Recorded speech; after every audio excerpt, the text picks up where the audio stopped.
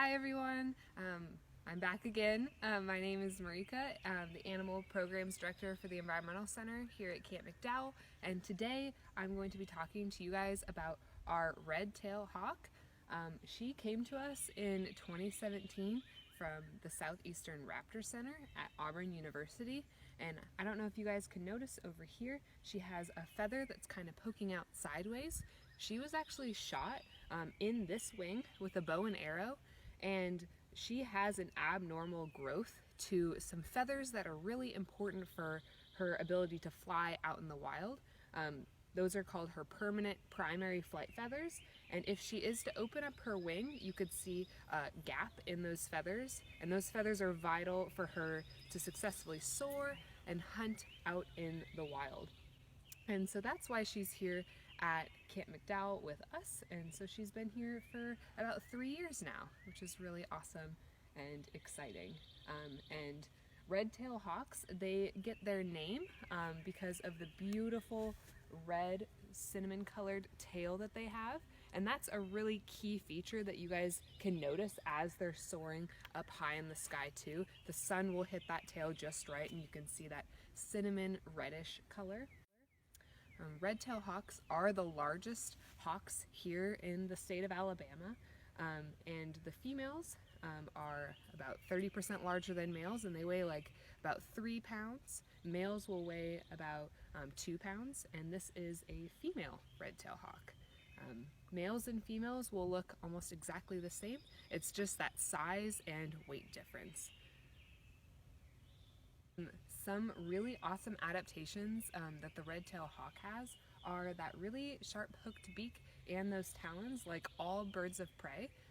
With those talons and that sharp hooked beak, red-tailed hawks eat a variety of items. Here at Camp McDowell, she really loves to eat rats and mice. She's kind of a picky eater. She doesn't really like to eat the chicks and the quail that she's offered, but she loves the mice and the rats. And out in the wild, they could eat a wide variety of rodents, small mammals, even smaller birds, and other small vertebrates. And another adaptation that she has is her sight is absolutely incredible.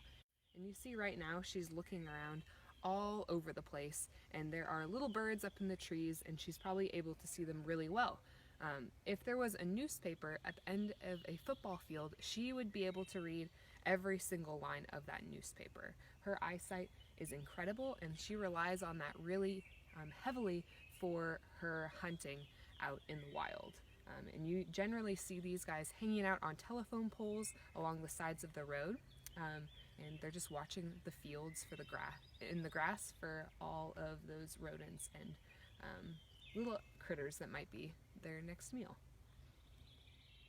Another adaptation that kind of goes with her eyesight, she kind of looks like she has angry eyes all the time, and it kind of looks like she has angry eyebrows almost. Those are just little ridges called supraorbital ridges that cover her eye, and they basically do the exact same thing a ball cap would do for us. It helps shield her eyes from all that sunlight that could potentially be going into her eyes to help her hunt even better and to see even better out in the wild. So if you watched our vulture video and us taking the vulture for a walk, we learned that the vulture is what's called an imprint. And so he thinks that he belongs with people and that people are his family. And this red-tailed hawk is a little bit different because she is attached to a leash. She is not an imprint, and so she is very much still a wild red-tailed hawk. And so we have some very special equipment that allows us to interact and for me to bring her in front of a group of people.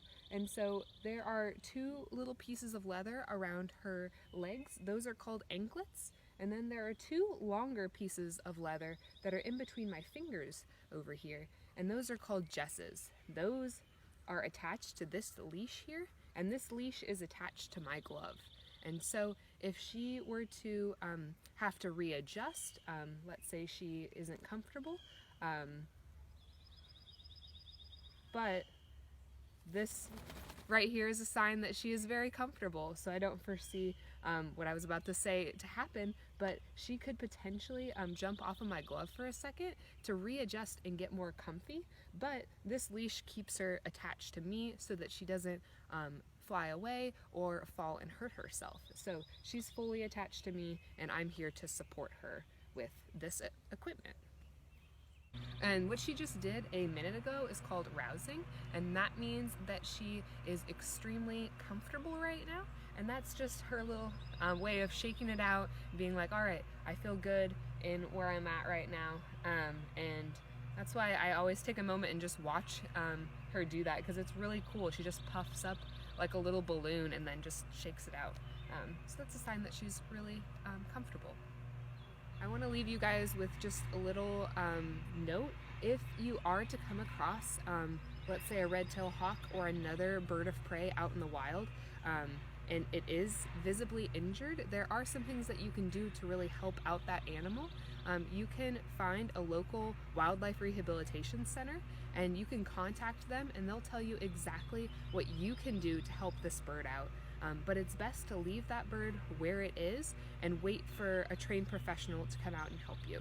But you guys can be helping these animals if you do see one that's injured out in the wild, either shot with an arrow or, like our owl, hit by a car. And so that's something that you guys can do to help these guys better live their life. We really miss you guys out here at Camp McDowell, and I know all of our lovely animal ambassadors do too, so we can't wait to see you again soon, and we hope that you really enjoy all of these animal videos that are coming out to you guys.